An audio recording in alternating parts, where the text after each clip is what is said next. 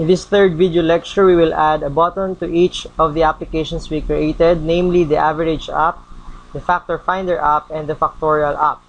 So what we have here right now is our combination form na naayos na natin kanina, na link na natin ito sa tatlong applications na nagawa natin. But now, we don't have a way na bumalik, for example, from the factor finder application para bumalik dito sa main menu or sa ating combination form. Okay, that's why in each of these applications, magdadagdag tayo ng button. So let's start with the factor finder form. Okay, so our form in the factor finder is actually working, pero magdadagdag lang tayo ng button. So we'll go to the toolbox panel and look for the button control and drag it here sa ating empty space in our factor finder app. Okay, and let's rename this as back to main menu. Okay, so back to main menu means babalik siya doon sa ating main menu form or sa ating combination form. So let me just edit some of the properties. So I'll make the font bigger, stretch the button, and put some background color. So gawin nating light red.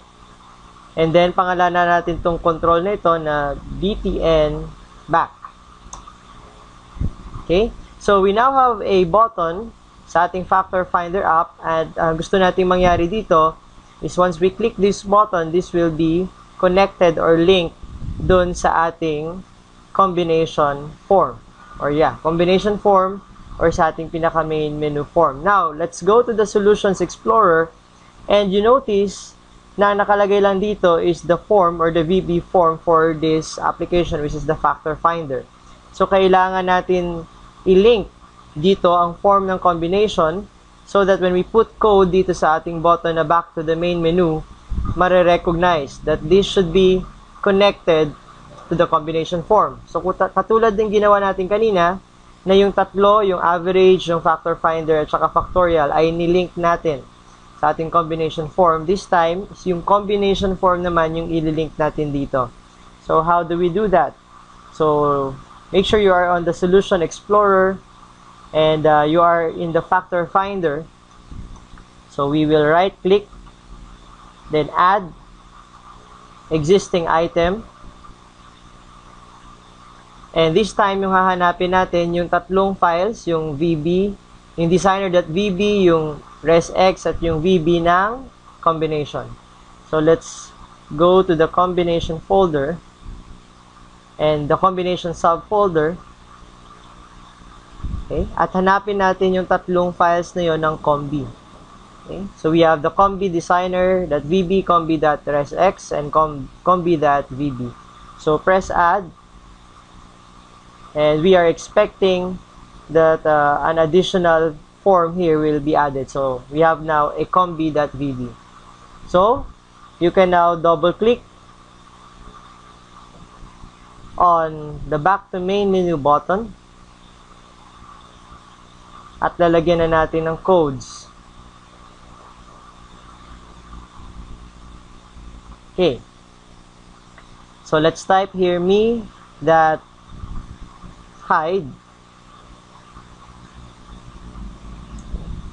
then frm combi dot show. Okay.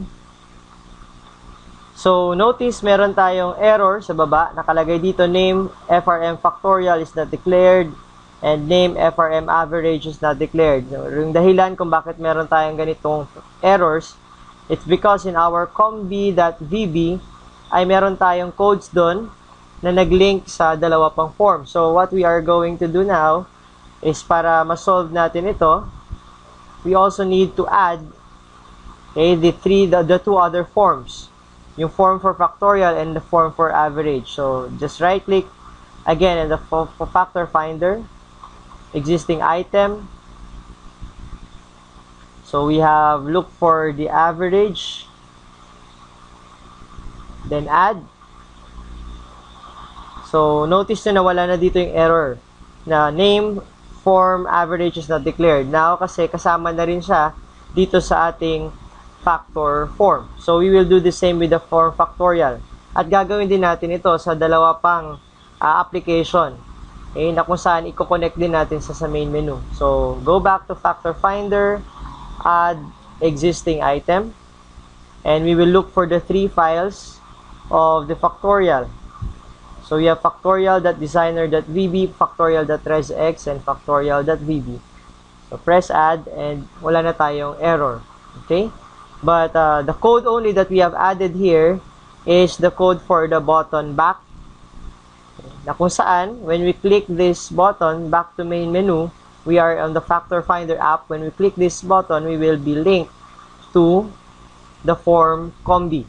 So, yung ating pinaka-main form. So, let's try if this will run correctly.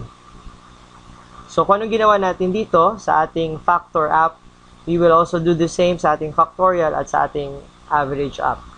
So, let's try if the program works correctly. Okay, so here's our Factor Finder app. Okay, so ang expectation natin when we click back to the main menu, then that will open our combi form or our main menu form. Okay, so let's click back to the main menu. So, kung naalala nyo, ginawa natin ito kanina at meron na itong codes for the factor finder, for the factorial, and for the average. So, let's try na i-link ulit siya dun pabalik sa nagtawag sa kanya. So, it was factor who called this form, and in our main menu or in our combination form, meron din naman tayong code para tawagin yung factor finder na app. So, let's click on the factor finder, and there we go, our factor finder app. Okay? And when you click again to back to main menu, then we will have the main menu or the combi. When you click again the factor finder, okay, nag-auto minimize lang siya, but here's our factor finder app. Okay? So, close our factor finder app. Okay? And let's have some notes here. So, factor finder app. Connection to main menu is okay. Okay, so maganda na meron tayong tinitrace natin yung ating ginagawa so that we know where we are right now. So, we're done with the factor app at naglagay tayo ng back to main menu na button para makonect tayo sa ating combi form. Okay, so save. At ganun din yung gagawin natin sa dalawa pa, sa average at sa factorial. So, para mas mabilis, you can actually just copy this, Control-C, and let's go to our average app. Okay, and Control-V for paste. Okay, so here's the button. So, hindi na natin kailangan i-rename. Pwede pa rin yan, yung BTN back pa rin. So, no problem, back to main pa rin yung ating caption. Okay, but this has, wala pa tong codes. Sa average app tayo ngayon, yung kinopya lang natin ay yung control. No? Wala pa tayong code dito. So, anong gagawin natin? First, go to the average, and just like what we did to our factor finder app, ay i-add existing item din natin yung iba pang forms. Okay? So, let's look for the combi first. Okay? Then, copy the 3 files, yung designer.vb, .resx, at .vb, then add. Okay? So, notice, meron na naman ulit tayo nakitang error dito kasi dala-dala ng combi.vb yung connection papuntang factor finder at sa factorial. So, to avoid or to take away this error, to correct these errors, kailangan idagdag din natin itong form factor finder tsaka yung form factorial. So, right-click again on the average, add existing item, and we will look for the factor finder. So the three files for the factor finder, highlight them and press add. So nawala na yung ating factorial yung hinighlight ko. Nawala na yung error for the form factorial. Now for the factor finder, you have add existing item, and the factor finder is the last three files. No, it's the factorial. Here's the factor finder. So press add, and we don't have any error ngayon. Okay? So now, we need to put a code dito sa back to main menu button para bumalik or para mag-link dun sa pinaka main form natin. So double click on the back to main menu button. At kung ano yung tinype natin actually doon, no, sa ating factor finder kanina na back to main menu. Okay, ito. Same codes ang ating itatype dito sa ating average. So that's me that hide. Then we call on the form or FRM combi, and we will show that form. Okay. Then you can press the run button. So let's try. So from the average application, we will connect or link to the main menu. So here's our average app. So let's try to input some numbers. So for example, I have 3 inputs. So 1, 2, 3. So it works. The average of the 3 numbers is 2. So clear data. So it works now. We will click the back to main menu. So dapat buksan ito yung ating main menu form or yung ating combi form. So here's our combi form. So nagwo-work. Okay? And ang average dito sa combi form, since nakalink na to, nagawa na natin ito sa ating second video lecture. Pag kinik natin ito, it will call the average form. So here's our average form and it works. Okay? So we're done. Close that. And let's have some notes here that the average app connection to main menu is okay. So, one left, Control S, save first, and then we'll proceed to our factorial. Okay. Pero copy-paste na lang natin ito, yung ating button, Control C, and let's go to our factorial application. So, click the form and Control V for paste. So, we have here the button. So, no need to rename, back to main menu pa rin. And the control name is btn back, so it will still it's still okay. At kung anong ginawa nga natin sa ating average at sa factor finder na dinagdag natin dito sa ating project, so we will still do the same. So right click, add existing item, and we will add the 3 files sa combi muna. Kunin natin yung 3 files ng combi. So, ito yun. Designer, resx, combi.bb. So, press add. And, of course, expect na may mga errors na naman tayo. So, you have form factor finder and form average because, sabi ko nga, dala-dala nitong combi.bb yung dalawa pang connection. So, to solve that, we'll just right-click, add existing item, and also add itong FRM factor finder.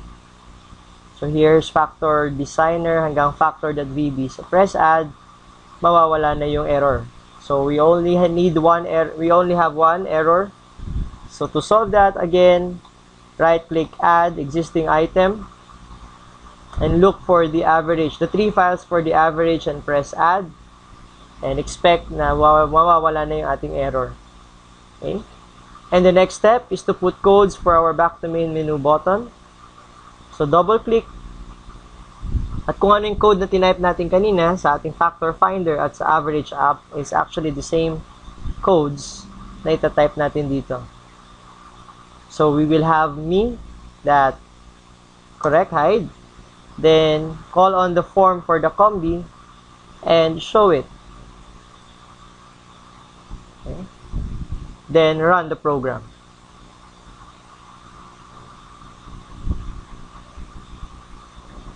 Okay, so we are expecting na makonect na rin itong factorial app sa ating main or sa ating combi. So here's our factorial. So let's try to have some inputs here. Enter number is 5. So 5 factorial is 120. So still have the correct result. Clear data, it still works. And now when we click back to main menu, it should open our combi or our main menu form. So correct.